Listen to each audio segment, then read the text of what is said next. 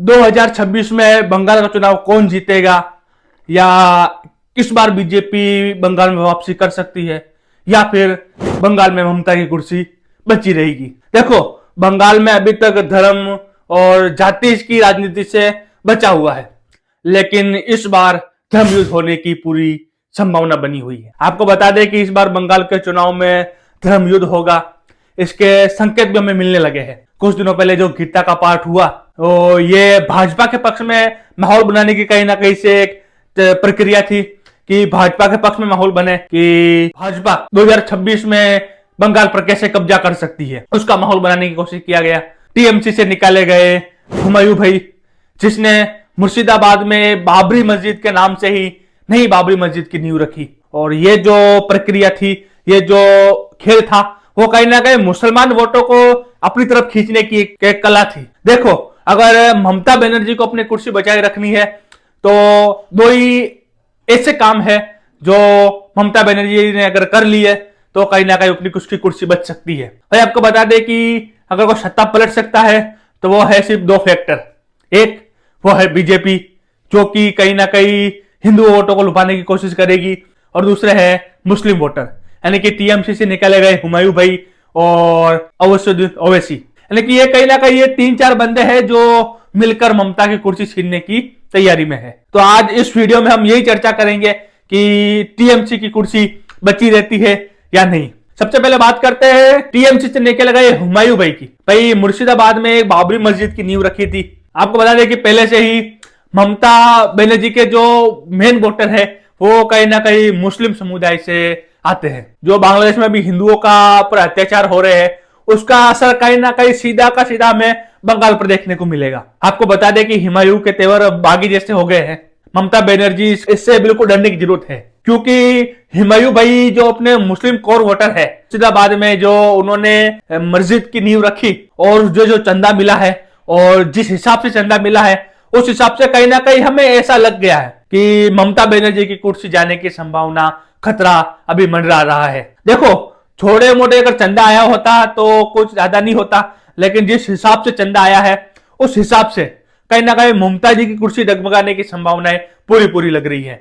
और अगर ये कोई काम करेगा तो वो है टीएमसी से निकाले गए विधायक हुमायूं भाई। पार्टी से निकाले जाने के बाद हुमायूं टीएमसी के कट्टर दुश्मन बन गए। पहले जो हुमायूं टीएमसी के लिए काम करते थे, टीएमसी के लिए सब कुछ करते थे, वो अब कहीं ना कहीं टीएमसी के विरोध में चले गए। और 2011 में जब ममता बनर्जी सत्ता में आई थी, कि शुरुआत से ही ताकत मुसलमान वोटर रही है, तो कहीं ना कहीं 2011 के बाद जब बीजेपी सत्ता में आने की कोशिश कर रही थी, तब कहीं ना कहीं मुसलमान एकजुट होकर वोट अगर टीएमसी को देते थे तो कहीं ना कहीं हिंदू भी एकजुट होने की कोशिश करेंगे।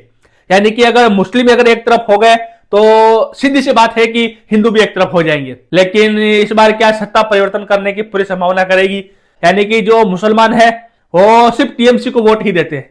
हाँ, हिंदू दोनों पार्टी को वोट देते हैं, लेकिन मुस्लिम समुदाय के वोट मात्र सिर्फ और सिर्फ टीएमसी को जाते हैं। लेकिन इस बार आईएम, ओवैसी की पार्टी और भाई नया बना हुमायूं, इसकी पार्टी ने अगर ये वोट काटने की कोशिश करेंगे, और अगर उनके वोट कटते हैं तो कहीं ना कहीं इसका सीधा का सीधा झटका वो लगेगा, वो है टीएमसी को। यानी कि वोट किसी के भी कोई भी काटे, झटका सिर्फ टीएमसी को पड़ेगा। आपको बता दें कि 2011 में भी दो पार्टी सक्रिय थी, इसमें आईएम और एक पार्टी दूसरी, लेकिन मुस्लिम का वोट सिर्फ और सिर्फ टीएमसी को पड़ा। आपको बता दें कि भाजपा हुमायूं भाई की, ये दोनों को कुछ भी वोट मिले, लेकिन दोनों स्थितियों में ममता बनर्जी की कुर्सी जाना लगभग निश्चित है। आपको बता दें कि पहले ही एसआईआर का विरोध उन्होंने किया था, ये अच्छी बात है, मुस्लिम वोटर को लुभाने की कोशिश थी, लेकिन कहीं ना कहीं उन्होंने अपना खुद का ही फॉर्म भरकर कहीं ना कहीं मुसलमान वोटर को गुमराह कर दिया। और मुसलमान वोटर भी उनसे खफा भी है कि हम तो वो अपना फॉर्म नहीं भरा, लेकिन आपने कहीं ना कहीं फॉर्म भर के मुस्लिम वोटरों को नाराज कर दिया है भी। इस वजह से टीएमसी थोड़ी असहज महसूस कर रही है। तो ये तो हो गया भैया फैक्टर नंबर 1, जिसमें अगर मुस्लिम वोटर बटे तो सीधा का सीधा झटका किसी को जाए चाहे नहीं जाए, बीजेपी को फायदा सीधा होगा। यानी कि टीएमसी के मुस्लिम वोटर घटे तो सीधा का सीधा फायदा बीजेपी को हो गया। अब दूसरी पार्टी है बीजेपी, जो कि खेला कर सकती है। पूरी की पूरी संभावना है कि भाजपा के लिए 77 सीट पाना कोई मामूली या छोटी मोटी बात नहीं है। जो पार्टी पिछले चुनाव में सिर्फ 3 सीट पर थी, वो इस चुनाव पर अगर 77 सीट पर आती है तो कहीं ना कहीं उसके दिमाग में एक खुशी की लहर आ जाती है और सत्ता परिवर्तन का कार्य सबसे पहले उसके दिमाग में आता है। आपको बता दें कि स्थितियों को देखते हुए आहिस्ता आहिस्ता अब धीरे धीरे अपनी पकड़ मजबूत कर रही है बंगाल में बीजेपी। दूसरे मुस्लिम वोटर को हुमायूं भाई लेके चले जाएंगे, मुस्लिम वोटर को अपनी तरफ ओवैसी खींच लेगा, हुमायूं खींच लेगा, तो कहीं ना कहीं टीएमसी की नींवें कमजोर सी पड़ जाएगी।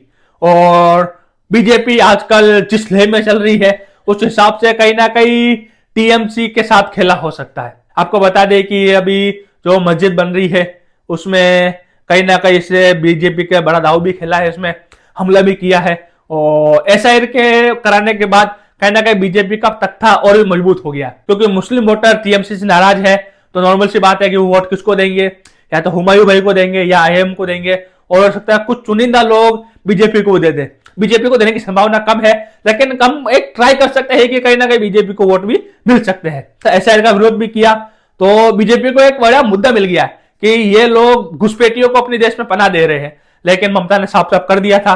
लेकिन साफ साफ करने से कुछ नहीं होता है।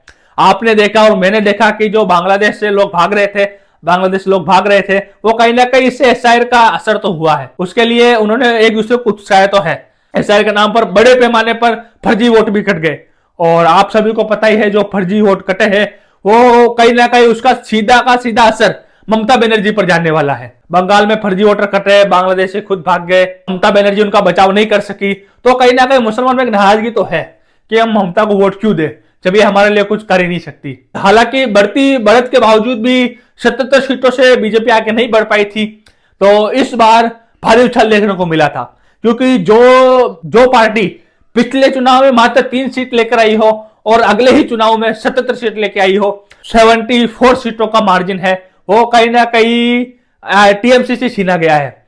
और वो जो वोटिंग का मार्जिन है वो भी कुछ ज्यादा नहीं है, मात्र 10 से 12% है, जिससे क्या है कि लगभग 10% अगर और निकाल ले तो बीजेपी सत्ता में आ सकती है। और इस बार खाली बीजेपी अकेले काम नहीं करेगी, इस बार बीजेपी और आरएसएस दोनों साथ में मिलकर काम करेगी। देखो पिछली बार क्या हुआ था कि आरएसएस और बीजेपी के बीच में कुछ मतभेद चल गया था।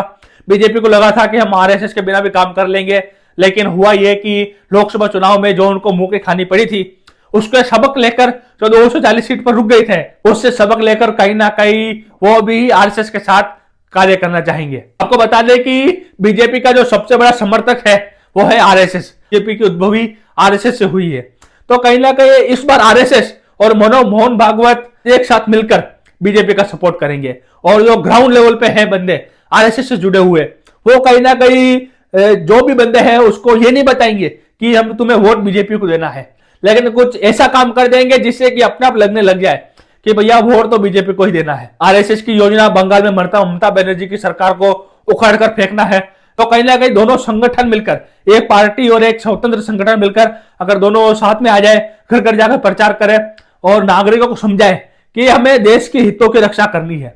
देखो अपनी पार्टी की तरफ लुभाने के लिए लोग किसी भी हद तक जा सकते हैं, लेकिन बीजेपी उन्हें सिर्फ समझाएगी कि आरएसएस समझाएगी कि भैया तुम्हें देश के हित में काम करना है, हिंदू खतरे में है, तो कहीं ना कहीं ये एक धार्मिक मुद्दा भी देने की कोशिश की जाएगी।